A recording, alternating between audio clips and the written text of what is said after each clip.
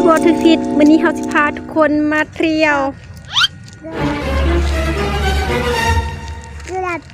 บึงสวนคาเฟ่รัก23เนาะธรรมชาติดีงามเหลือเกินส่งไอ้น้องทึกใจคุณ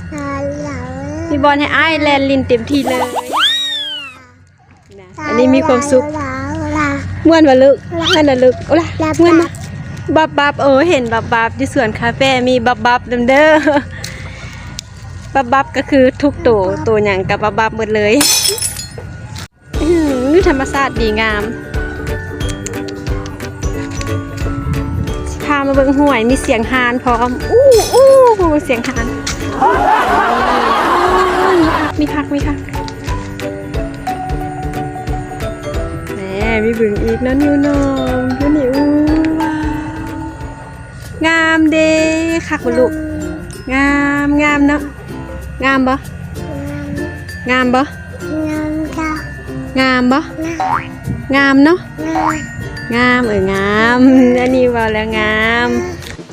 นี่ตอนนี้มาฮอตโซนปลูกผักแล้วเนาะสวนงามหลายเหมาะแก่การพาลูกมาเลาะขนาดเลยเด้ออาการของอานิวคือเมื่อยเลาะแล้วแล่นลิ้นหลายแล้วยังบุกไฟฮอตสวนโซนปลูกผักมาแล้วเห็นเนาะก็ว่าลูกสิเมื่อยเป็นอย่างนั้นบอลมันคักแห้งแล่นไปอยู่บนเสาเลยนะคิว Are you happy happy บอสอันนี้เจสิเข้าไปซื้อดอกไม้come on เจวะแต่วันนี้สิพามาเบิ่งโซนดอกไม้เด้ออันนี้เพิ่นให้ขายพร้อมใครอยากได้ไปปลูกอย่างก็ได้เด้องามหลายคือดอกไม้มีสีสันสวยงามว้าวธรรมชาติสุดๆนี่ความงดงามสีสันของดอกไม้คิว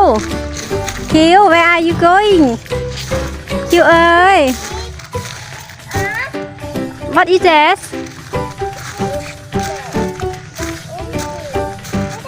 what is that what is that อันให้แปลไปเก่งภาษาอังกฤษแปลให้เด้อแล้วก็มาฮอดโซนคิสแลนด์และทุ่งไหหินน่าอ่านทึกใจเด็กน้อยเจอโซนนี้บอกเลยว่าลืมพ่อลืมแม่เลยแหละ เด็กๆมาโซนนี้ถึงขั้นแบบว่าลืมพ่อลืมแม่เลยพูดอยู่ถึงบ้านต้นไม้แล้วเรียบร้อยบางน้องไม่เคยลงขนาดไหนดิวมาถอยก้นลงโอ้อันนี้อยากไปแล้วโอ้คนมันมีเติมไปแล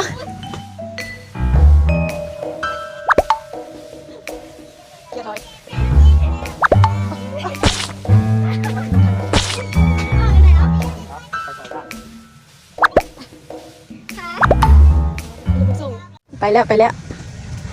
ไม่ยอมพี่อุ้มแล้วเจอรถแทรกเตอร์เข้าไปแทรกเตอร์หรือว่าเลสชินคาวะคิดว่าอีแดส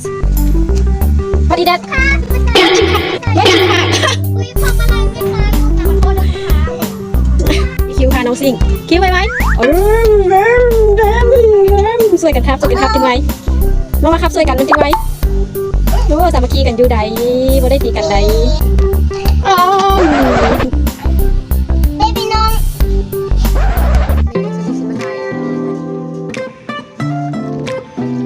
ไปนอนจะเปย์อยู่กองของไม้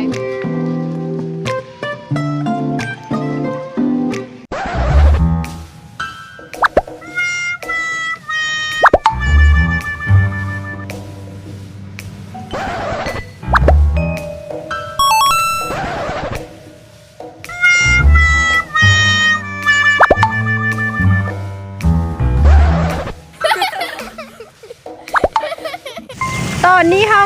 ก็ลงยนต์มาเนาะบินจากเวียงจันทน์ไม่มาฮอดเสียงขวาง ฮอดแล้วเสียงขวางอากาศบ่หนาวปานใดมื้อนี้หลังจากเลาะเที่ยวเสียงขวางแล้วเรียบร้อยค่ะก็ขึ้นยนต์บินมาต่อที่น้ำตกตาดกวางสี